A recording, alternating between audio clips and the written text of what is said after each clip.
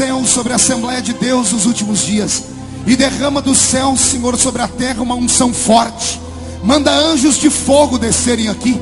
Que estes anjos desçam trazendo brasas de fogo nas mãos. Comecem a esparramar estas brasas entre nós.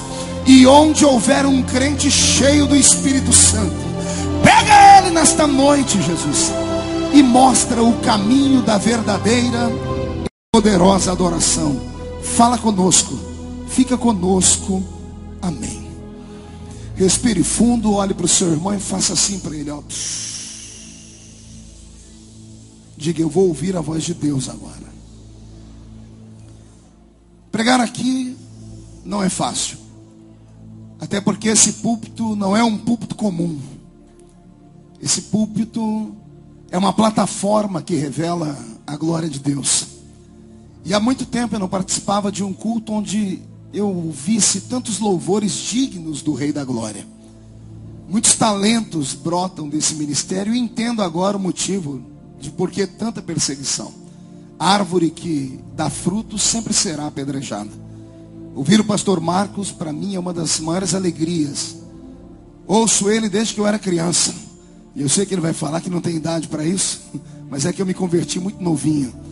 Estar aqui ao lado do Vaguinho, da sua família, dessa igreja santa, é para mim, como eu disse, uma realização.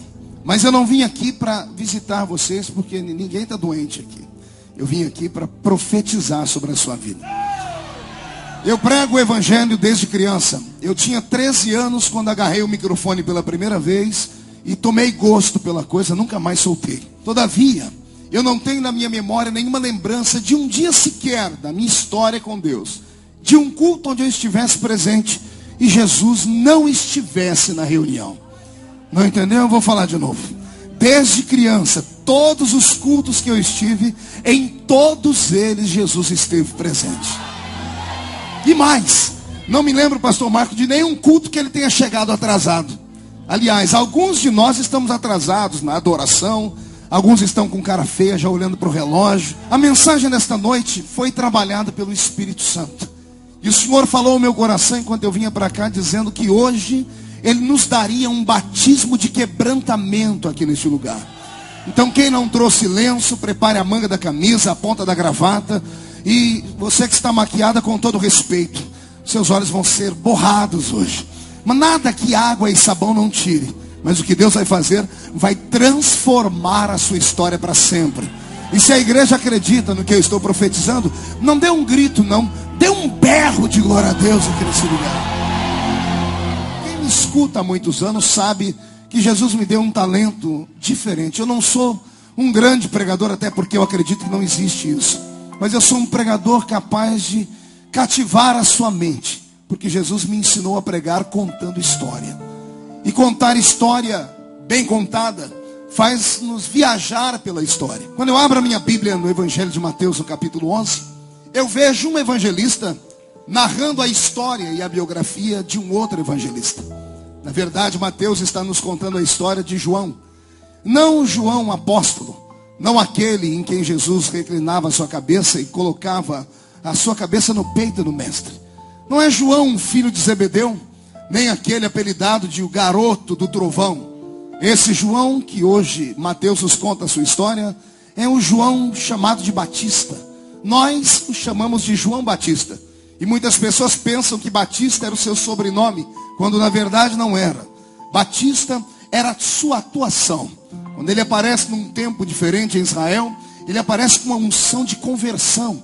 E ele leva Jerusalém inteira aos pés do Senhor. E então a confirmação da salvação naquele momento, pelo período em que ele pregava, se dava nas águas batismais. E como ele batizava muitas pessoas diariamente, a história diz que ele chegava a batizar cerca de 5.000 pessoas por dia. E um homem sozinho não dá conta de fazer isso. Então descobri, cavando a história, que João montou um colégio apostólico. E ao lado dele, 200 discípulos dividiam com ele a tarefa de batizar as pessoas para que os seus pecados fossem assim expurgados e o caminho do Messias fosse preparado. Esse João Batista é conhecido de todos nós. Quer ver? Acotovela o irmão do seu lado, diga para ele: conhece esse Batista aí?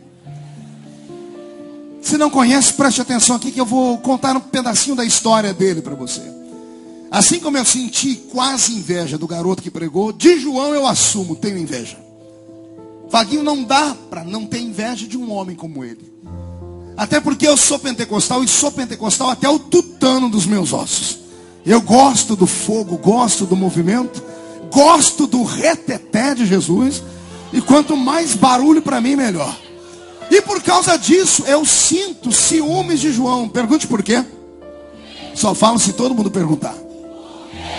Porque esse homem foi pentecostal, não quando era garoto, como ele que foi batizado com 3 anos. Esse moço não foi pentecostal quando ele tinha 9 meses no colo da mãe e do pai. Ele foi pentecostal quando ele ainda era só um pequeno bebê, uma formação humana. Quando ele era um embrião dentro da barriga da mãe dele. Isso aqui é para apavorar o diabo. Tem gente que não entendeu, então eu vou desenhar a história. A mãe desse tal de João era uma tal de Isabel, que era estéril. Por ser estéril, nunca seria mãe. Mas aprove ao Deus dos céus procurar ela e o esposo dela e falar que eles dariam à luz a um filho. Como esse filho não era desse marido dela, entre aspas, porque era Deus que queria que ele nascesse, o Senhor disse: quem põe o nome na criança sou eu. O pai ficou irritado e a irritação dele custou a ele 9 meses de mudez. O pai de João, Zacarias, ficou mudo pelo período da gestação da mulher dele. Deus não queria que ele contasse para ninguém o mistério e o milagre. Então a história dele já não é normal. Ele é escolhido por Deus, o seu pai fica emudecido, o ventre podre de sua mãe é costurado, curado e gestado dentro dela um bebê. E ainda por cima ela era parente de uma tal Maria, uma Maria lá de Nazaré. Uma Maria desposada por um homem já de idade avançada. E agora esta Maria, que também está grávida e ninguém sabe, porque a gravidez dela foi um escândalo. O marido dela, quando foi se desposá-la, ela já estava com um bebê na sua barriga. Então era uma família complicadíssima. Mas quando Maria ouve dizer que Isabel está grávida, ela vem visitar a prima. Quando as duas se encontram, como é natural entre as mulheres, se abraçam, um beijinho no rosto esquerdo, um beijinho no rosto direito, e mais um aperto firme pela saudade, e a barriga das duas se encontram. Quando a barriga das duas se tocam, o bebê que está dentro da barriga de Maria não é um bebê normal. O pai dele também não é da terra, o pai dele é do céu. O que está dentro de Maria deve ter soprado, não sei se deu um chute na placenta. Eu sei que o bebê que está na barriga de Isabel sentiu a presença dele. E a minha Bíblia diz que João foi cheio do Espírito Santo dentro da barriga da mãe dele. Então, para você que acha que é o rei da cocada do Pentecoste, fique no seu lugar, viu? Não saia da casinha. Tem gente que é mais pentecostal do que você. E João Batista é um deles. Esse homem não é normal. Diga isso para o seu irmão, ele não é normal.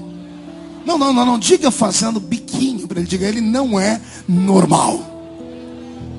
Não bastasse isso, além de nascer de um ventre podre, além de ter um pai que ficou mudo e o nome escolhido por Deus, além de ser primo do nosso Salvador, quando esse menino nasce no mesmo período de Jesus, 2 anos depois vem a perseguição de Herodes sobre todas as crianças e um grande infanticídio que feriu o coração de Deus. E nesse período todos os meninos de 2 anos para baixo foram mortos, sentenciados à morte.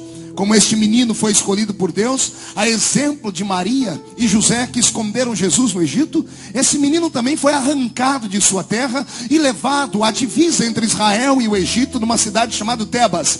Tebas é exatamente a divisa entre Israel e o Egito. Pastor Marcos sempre vai para aquela terra, sabe do que eu estou dizendo.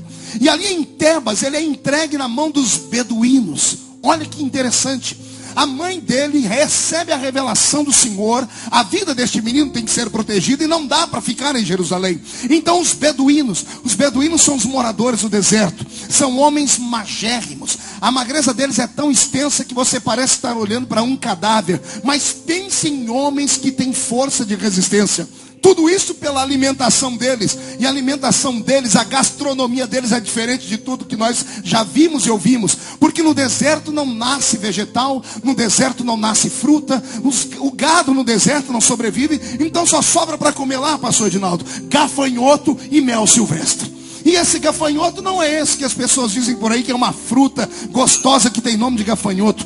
Eca. não tem nada a ver com fruta. É um bicho mesmo. É um inseto que em fase adulta é do tamanho da palma da mão de um homem em fase adulta também.